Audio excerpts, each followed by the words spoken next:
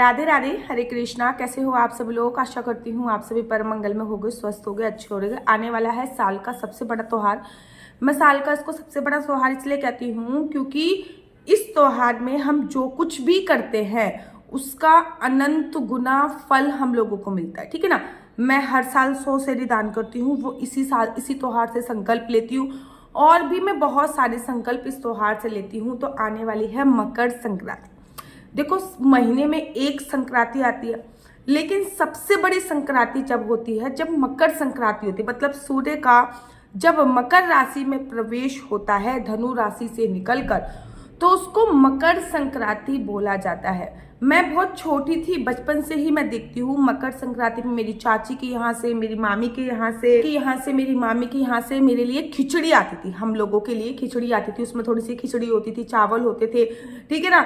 और उसमें थोड़े से मूंगफली होती थी, गज्जक होती थी, और उसमें थोड़ी सी दक्षिणा होती थी। ठीक है, ये मैं बचपन से देख रही हूँ। बचपन से ही मैं अपनी मम्मी को 100 सेरी दान का संकल्प लेते हुए देख रही हूँ, जो कि वो मेरी 4 बुआ हैं, 4 बुआ के बच्चे हैं, उन सबको वो देती है। तो मकर संक्रांति इतनी ज़्यादा इम्पोर्टेंट है बच्चों, इतनी ज़्यादा इम्पोर्टेंट है। आप देखिए कि भीष्म पितामह 58 दिन तक, ठीक है ना, 58 दिन तक कांटों की सरिया अर्थात तीरों पर लेटे रहे थे, लेकिन उन्होंने अपना देह त्याग नहीं किया था, अपना शरीर नहीं छोड़ा था, जबकि उनको इच्छा मृत्यु का वरदान प्राप्त था। वो चाहते तो 50 दिन तक या फिर 1-2 दिन में ही अपने प्राण त्याग देते, नहीं, क्योंकि वो सूर्य के उत्तरायण होने का इंतजार कर रहे थे। देखो, 6 महीने दक्षिणायन रहता है, 6 महीने उत्तरायण होता है। दक्षिणायन को देवताओं की रात वाली बोली जाती है, उत्तरायण को देवताओं का दिन बोला जाता है। कहते हैं जो उत्तरायण में अपना देह त्यागता है उसको वैकुंठ के द्वार सीधा खुले हुए मिलते हैं। उनको पुनरपि जन्म पुनरपि मन्नम, बार बार जन्म लेने की जो प्रतिक्रिया है, बार बार मरने की जो प्रतिक्रिया है, वो खत्म हो जाती है। और जो दक्षिणायन होते हैं ना, वो देवताओं की रात होती है। रात में सारे प्रोसीजर बड़े स्लो हो जाते हैं, इसलिए वो 58 दिन तक कांटों की सरिया पर लेटे रहे। लेकिन उन्होंने अपना देह कब त्यागा?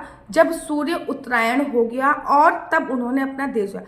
अब मकर संक्रांति बेसिकली भगवान सूर्य से डेडिकेट होती है। इसमें मकर संक्रांति में हम सूर्य भगवान की पूजा करते हैं, भगवान विष्णु की पूजा करते हैं, भगवान शिव की पूजा करते हैं। इन तीनों की पूजा बहुत इंपॉर्टेंट होती है। साथ में मकर संक्रांति पर दान देने का बड़ा विशेष महत्व होता है। अच्छा, हमारे श्रीधाम वृंदावन में इसको मकर संक्रांति बोला जाता है, गुजरात की तरफ इसको खिचड़ी बोला जाता है, कहीं कहीं पे इसको पोंगल भी बोला जाता है। आपके इधर मकर संक्रांति को किस नाम से संबोधित किया जाता है, मुझे कमेंट्स करके जरूर बताइए।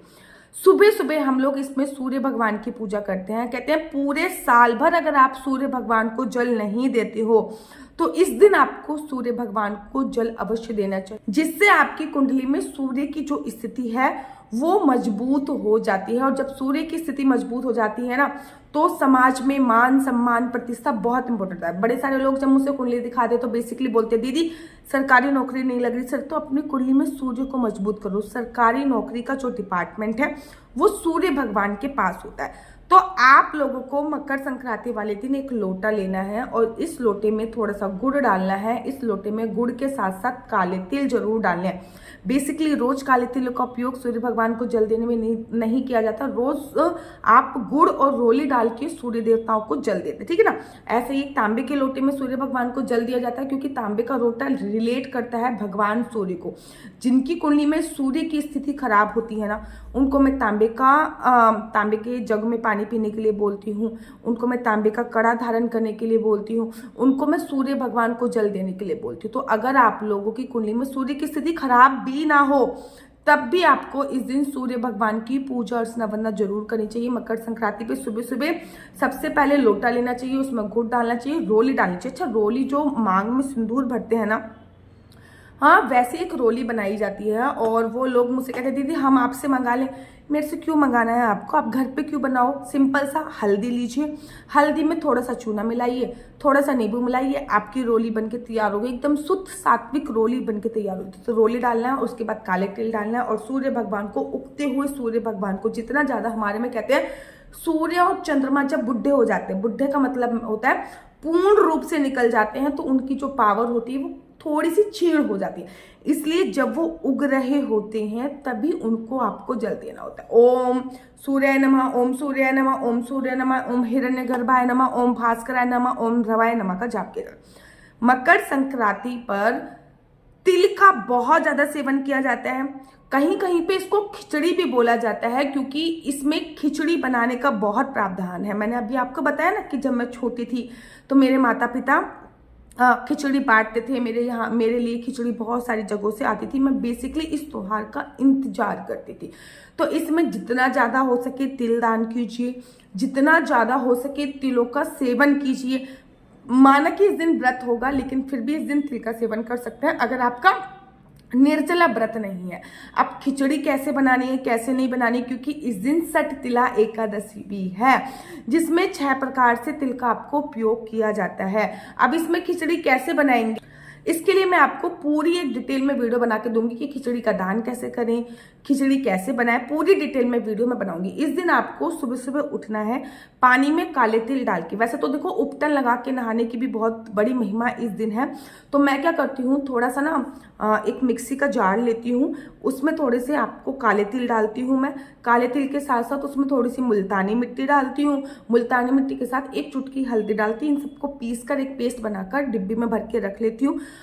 मकर संक्रांति से स्टार्ट कर मैं अगली संक्रांति जो आती है उस तक मैं अपने शरीर में तिल का उपटन लगाकर मालिश करके नहाती हूँ। इससे आपको कुष्ठ रोग नहीं होता। और पानी में भी काले तिल डालकर नहाने की इस दिन बहुत बड़ी महिमा बोली जाती है। तो आपने स्नान कर लिया काले तिल डाल के नहाकर मकर संक्रांति पे। मकर संक्रांति में गंगा जल डाल के भी स्नान किया। मकर संक्रांति में गंगा के नदी पे स्नान का, यमुना के नदी पे स्नान का बहुत बहुत ज़्यादा पुण्य महत्व होता है। तो अगर जा सकते हो तो बहुत अच्छी बात है, नहीं जा सकते तो घर में ही काले तिल और गंगा जल डाल के अवश्य और अवश्य स्नान कीजिए। उसके तत्पश्चात आप लोगों को इस दिन काले और नीले रंग के कपड़े निषेध माने जाते हैं। इस दिन जो बेसिकली रंग पहना जाता है ना, तो इस दिन जो होता है वो संतरी कलर का रंग पहनने की बहुत बड़ी महिमा है, व्हाइट कलर का रंग पहनने की बहुत बड़ी महिमा है। ठीक है, इस दिन सठ तिला एकादशी भी है, तो बेसिकली आप इस दिन पीले रंग का भी वो पहन सकते हैं। इसके लिए साथ ही के साथ इस दिन लड्डू गोपाल या फिर सालिग्राम जी, मतलब भगवान विष्णु के किसी भी स्वरूप को तिल मिश्रित दूध से स्नान कराने की बहुत बड़ी महिमा। मतलब दूध आपको हल्का सा वार्म कर लेना है, क्योंकि मुझे लगता है मेरे लड्डू गोपाल बहुत छोटे हैं, तो मैं हल्का सा दूध गर्म कर लेती हूँ और उसमें काले तिल डालती हूँ। उसके बाद लड्डू गोपाल को स्नान कराती हूँ, क्योंकि इस टाइम पे ठंड बहुत प्रचंड होती है। लेकिन अगर आप उस स्थान पर रहते हो यहाँ पे सर्दी ही नहीं है, तो फिर आप कच्चे दूध में काले तिल डाल के लड्डू गोपाल को स्नान करें। ये जो पुण्य होता है ना, ये अक्षय होता है, इसकी बहुत बहुत बड़ी महिमा है। तो फिर काले तिल डाल के स्नान कराइए। उसके बाद लड्डू गोपाल को इस दिन तिल का भोग लगाया जाता है, उनको पतंग दी जाती है। लड्डू गोपाल की तो इस दिन विशेष सेवा की जाती है, और सालिग्राम जी की भी इस दिन विशेष सेवा की जाती है। सालिग्राम जी एक ऐसे सालिग्राम जी होते हैं जिनकी प्राण प्रतिष्ठा की आवश्यकता नहीं है। जैसे ही आपके घर पे सालिग्राम जी आए, वैसे ही आप उनकी पूजा अर्चना वंदना प्रारंभ कर दीजिए। सालिग्राम जी में कभी भी प्राण प्रतिष्ठा नहीं होती, उनमें खुद ब खुद प्राण होते हैं। तो सालिग्राम जी आप मुझसे मंगा सकते हो। ओरिजिनल नेपाल के सालिग्राम जी हमारे पास उपलब्ध हैं। अब मकर संक्रांति कब है, 14 तारीख की या 15 तारीख की, पहले मैं आप लोगों को एक्सप्लेन कर लूँ। मकर संक्रांति का जो प्रारंभ हो रहा है ना, वो 14 तारीख को 3:13 से प्रारंभ हो रहा है। अगले दिन मकर संक्रांति आपकी 3 बजे तक रहने वाली है। ठीक है ना। अब किसी किसी चीज में ना हम लोग उदय तिथि नहीं देखते हैं। जैसे कि मकर संक्रांति में हम ये नहीं देखेंगे सूर्य उदय के साथ कौन सी तिथि उदित हो रही है। मकर संक्रांति आपको इस बार 14 तारीख को ही बनानी है, और बहुत कई वर्षों के साथ सठ तिला एकादशी और मकर संक्रांति एक ही दिन पड़ रही है। ऐसा कई वर्षों के बाद हो रहा है। तो 14 तारीख को ही मकर संक्रांति बनाएंगे। हाँ, जो इसमें हम लोग दान वगैरह करेंगे वो 3 बजे के बाद करेंगे, मतलब 3:13 के बाद आप दान करेंगे। सुबह सुबह आपने क्या करा, स्नान कर लिया ना, लड्डू गोपाल को स्नान करा दिया। जो भी दान की सामग्री है उसमें आपको थोड़ा सा एक लोटे में जल लेना है। हाथ में जल लेकर, ये मैंने हाथ में कुछ जल ले लिया, इसमें मेरे को थोड़े से काले तिल डालने हैं। काले तिल डालने का संकल्प लेना होता है और जो भी सामान है उसमें आपको ऐसे ऐसे करके डाल देना होता है। अपने हाथ की वाइब्रेशंस उसमें जरूर और जरूर लगाएं। 100 सेरी का दान, 14 चीजों का दान, राम नाम का दान, तुलसी को बिंदी लगाने का नियम, पार्वती मैया से सुहाग लेने का नियम, सास को सीढ़ी चढ़ाई, बहुत सारे नियम होते हैं जो हम मकर संक्रांति पे लेते हैं। आप लोगों के लिए back to back video Makar Sankranti तक एवरीडे एक वीडियो आएगी, आपको मेरा यूट्यूब चैनल जरूर देखना है। लेकिन मकर संक्रांति 14 तारीख की ही है, इस बात का ध्यान रखना। कहीं कहीं पे मकर संक्रांति 15 तारीख की बनाई जा रही है, क्योंकि मकर संक्रांति को खिचड़ी भी बोला जाता है। और खिचड़ी बनना, जैसे कि यूपी के लोग हैं, बिहार के लोग हैं, इस दिन खिचड़ी जरूर खाते हैं, खिचड़ी जरूर बनाते हैं। तो उसके लिए आपको क्या करना है, उसके लिए आपको मेरी दूसरी वीडियो देखनी है जिसमें मैं आपको पूरी डिटेल बताऊंगी। इस वीडियो में मैंने सिंपली ये बताया कि मकर संक्रांति 14 तारीख की या 15 तारीख की। नीचे मेरा नंबर दिया हुआ है, मेरा नंबर है 4/9 20 25 65। I repeat again, 4/9 20 25 65। आपका बच्चा जॉब करेगा या बिजनेस करेगा? बिजनेस करेगा तो किस फील्ड में बिजनेस करेगा?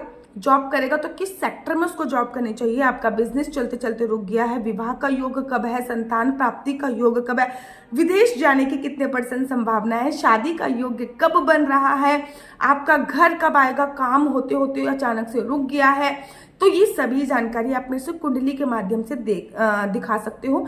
कुंडली देखने के थोड़े से चार्जेस हैं और कुंडली देखना बिल्कुल भी फ्री नहीं है। केवल आपको अपनी डेट ऑफ बर्थ और मुझे टाइम भेजना होगा, उसके आधार पे मैं आपकी पूरी कुंडली एनालाइज करके बता दूंगी। याद रखिए, कुंडली देखना बिल्कुल भी फ्री नहीं है। कुंडली देखने के थोड़े से चार्जेस हैं और इस नंबर पर कृपया करके मुझसे किसी भी प्रकार से कोई भी क्वेश्चन आंसर पूछने के लिए फोन मत कीजिएगा, क्योंकि ये नंबर मात्र और मात्र मैंने कुंडली दिखाने के लिए दिया हुआ है। राधे राधे, हरे कृष्णा। तो यहाँ पे हम आप लोगों के लिए लेके आए हैं असली तुलसी माला। विभिन्न विभिन्न प्रकार की हमारे पास असली तुलसी माला है। 30 रुपए से प्रारंभ होकर हमारे पास 1100 रुपए तक की तुलसी माला है। जप माला है, गले में पहनने वाली तुलसी माला है, 1 राउंड की तुलसी माला है, 2 राउंड की तुलसी माला है, 10 साल तक चलने वाली तुलसी माला है और डबल राउंड की तुलसी माला है, 3 राउंड की तुलसी माला है, गांठ वाली जपने वाली माला है, बिना गांठ की जपने वाली माला है, राधा नाम के लॉकेट वाली माला है और लैब सर्टिफिकेट द्वारा प्रमाणित तुलसी माला है, जिसमें हम आपको लैब का सर्टिफिकेट देंगे कि ये असली है या नकली है। बहुत सारी तुलसी मालाएं हम आपके लिए लेके आए हैं। न केवल हम आपके लिए तुलसी माला का कलेक्शन लेके आए हैं, अपितु लड्डू गोपाल की असली तुलसी माला जिसपे राधा नाम का लॉकेट है, लड्डू गोपाल के लिए वैजंती माला, लड्डू गोपाल के लिए चंदन माला भी हम लोगों के लिए लेके आए हैं। और लड्डू गोपाल की तीनों माला का सेट है, तुलसी माला, चंदन माला और वैजंती माला का सेट भी लेके आए हैं। साथ ही के साथ हम आपके लिए रुद्राक्ष के असली ब्रेसलेट, पानी में डालने वाला रुद्राक्ष, 1 मुखी रुद्राक्ष से लेकर 14 मुखी रुद्राक्ष तक हमारे पास सारे लैब टेस्टेड रुद्राक्ष अवेलेबल हैं। आप हमसे ओरिजिनल रुद्राक्ष मंगा सकते हैं। ना केवल हमारे पास रुद्राक्ष अवेलेबल है, अपितु हमारे पास कानों में पहनने वाले राधा नाम के असली तुलसी के इयरिंग्स भी उपलब्ध हैं, जो कि अलग अलग डिजाइन, अलग अलग तरीके से आप लोगों को प्राप्त हो जाएंगे। ये राधा नाम के असली तुलसी के कानों के इयरिंग्स हैं और उसमें बहुत सारी वैरायटी हमारे पास उपलब्ध है।